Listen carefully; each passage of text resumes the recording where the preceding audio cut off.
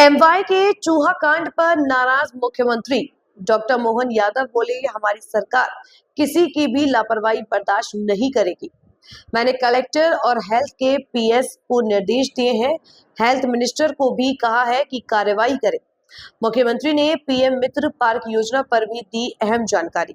दूसरे बच्चे की मौत के बाद इंदौर कलेक्टर आशीष सिंह, विधायक गोलू शुक्ला व अन्य की एमवायएच की तरफ दौड़ लगाते ही वास्तविकता जानने की कोशिश।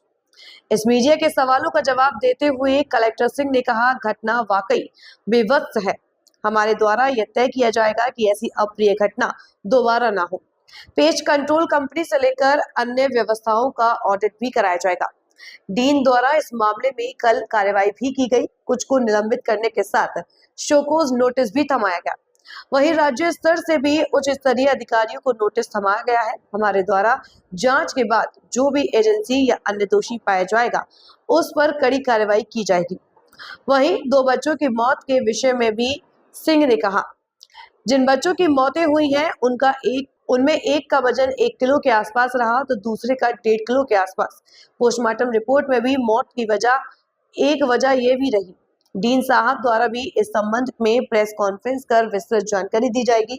इधर सूत्रात्मक खबर यह भी है कि इस घटना के बहाने कुछ ऐसे भी टारगेट कर रहे हैं जिनका इस घटना से कुछ लेना देना नहीं है। आपने यहाँ पे सारे घूमे हैं और इंस्पेक्शन किया है विधायक जी और आप लोगों ने, तो क्या देखा आपने और क्या आपका रिव्यू है?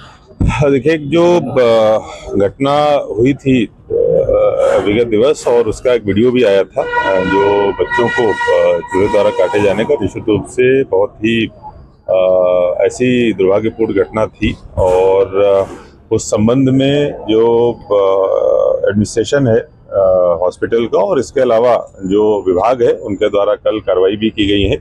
उनमें 2 लोगों को सस्पेंड किया गया है, कुछ लोगों को शोकॉज नोटिस भी दिया गया है। स्टेट से अन्य जो जिम्मेदार यहाँ के उच्च स्तर के एडमिनिस्ट्रेटर हैं उनको भी नोटिस प्रदान किया गया है। निश्चित रूप से ऐसी चीज़ नहीं होनी चाहिए थी और जो भी इसमें एजेंसी है या जो भी इसके लिए जिम्मेदार लोग हैं, अगर अन्य कोई भी जांच में पाए जाते हैं तो बहुत कड़ी कार्रवाई इस पर की जाएगी।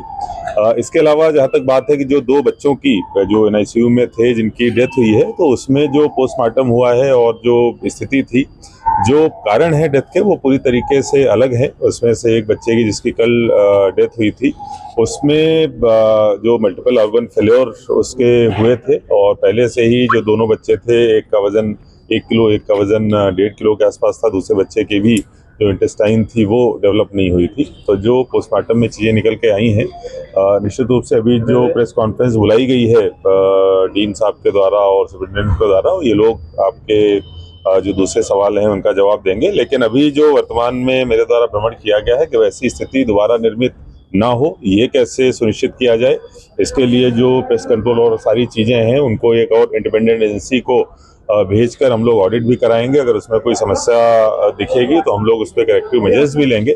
जो विभाग के द्वारा, चिकित्सा विभाग के द्वारा कार्रवाइयाँ हुई हैं और जो जांच कमेटी बनाई गई है उसके आधार पर जो भी फाइंडिंग्स आएंगी उसके आधार पर उनके द्वारा कार्रवाई की जाएगी।